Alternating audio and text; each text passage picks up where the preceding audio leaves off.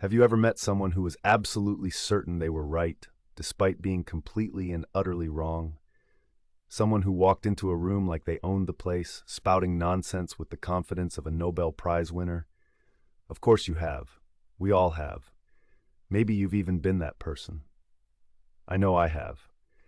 And there's actually a fascinating psychological reason for this. It's called the Dunning-Kruger Effect. And once you understand it, you will never look at confidence the same way again. Let's go back to the year 1995. A man named McArthur Wheeler walked into two Pittsburgh banks in broad daylight and robbed them. No mask, no disguise, just his face, plain as day, staring into the security cameras. When police showed him the footage later that night, Wheeler was genuinely shocked. He couldn't understand how they had caught him.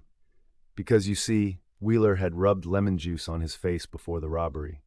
He believed, with total and complete confidence, that lemon juice would make his face invisible to cameras.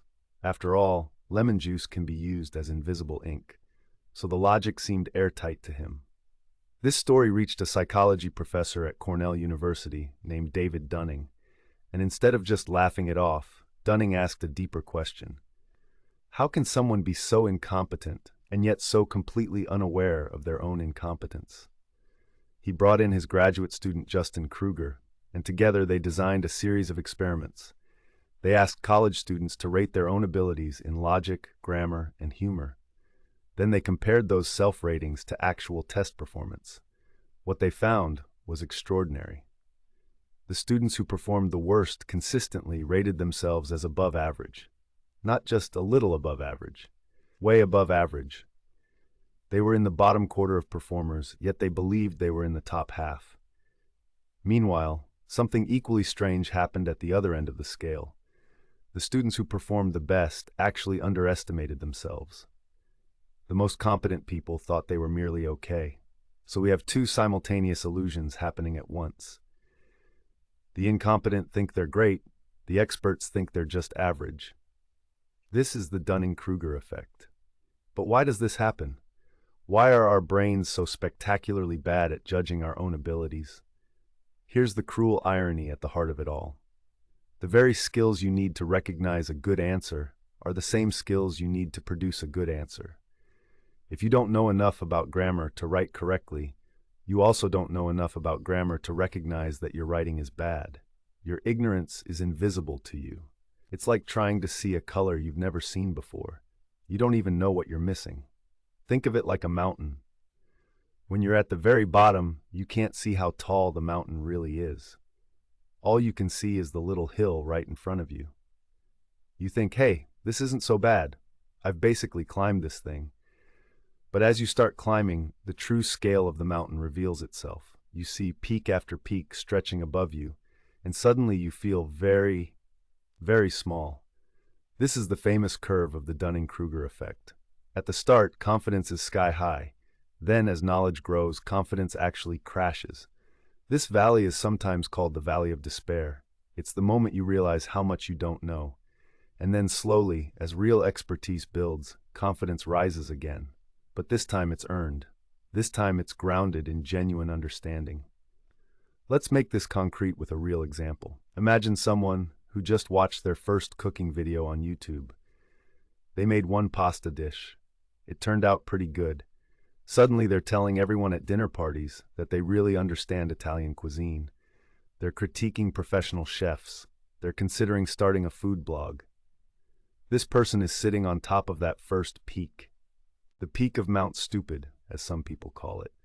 They have just enough knowledge to feel confident, but nowhere near enough to know what they don't know. Now fast forward 6 months. This same person has cooked every day. They've made mistakes. Their risotto was a disaster. Their soufflé collapsed 3 times. They've watched real professional chefs work and realized the gap between them is enormous. Now they feel like they know nothing. They've fallen into the valley of despair. But here's the thing. They're actually much better now. Their self-assessment has just caught up with reality. And this is actually progress. The discomfort of the valley is the feeling of genuine learning. Now, you might be thinking, okay, this is all very interesting, but does it actually matter in the real world? Oh, it matters enormously. Think about every meeting you've ever sat in where the loudest, most confident voice belonged to the person who understood the topic the least. Think about online comment sections, where people with zero expertise lecture actual scientists and doctors. Think about political debates, where simple, confident answers beat nuanced, complicated truths. The Dunning-Kruger effect doesn't just affect individuals, it shapes our entire culture. There's a quote often misattributed to Bertrand Russell, but it captures the idea perfectly. The trouble with the world is that the stupid are cocksure and the intelligent are full of doubt, and this creates a real problem for society. Because in many situations, we instinctively trust confidence. A confident speaker feels more credible.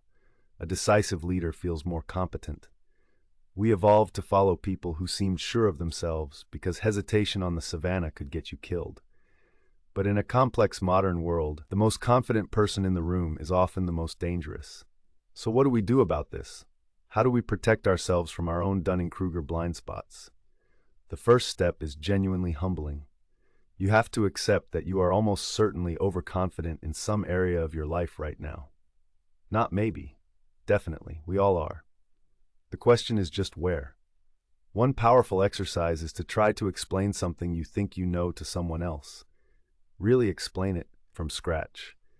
If you find yourself fumbling, hitting walls, unable to answer follow-up questions, congratulations. You've just found one of your blind spots. This is called the Feynman Technique, named after the legendary physicist Richard Feynman, who believed you didn't truly understand something until you could explain it simply. Another strategy is to actively seek out people who disagree with you and who know more than you. Not to argue with them, but to genuinely listen. This is hard. Our brains are wired to seek confirmation, not contradiction. But the people who challenge your thinking are doing you a profound favor.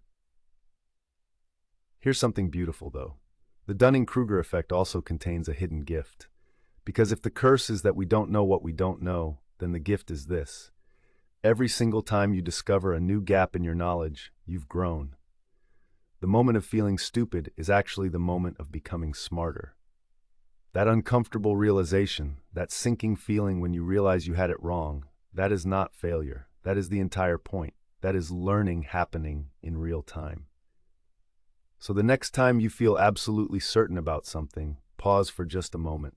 Ask yourself, am I at the bottom of this mountain thinking it's a hill?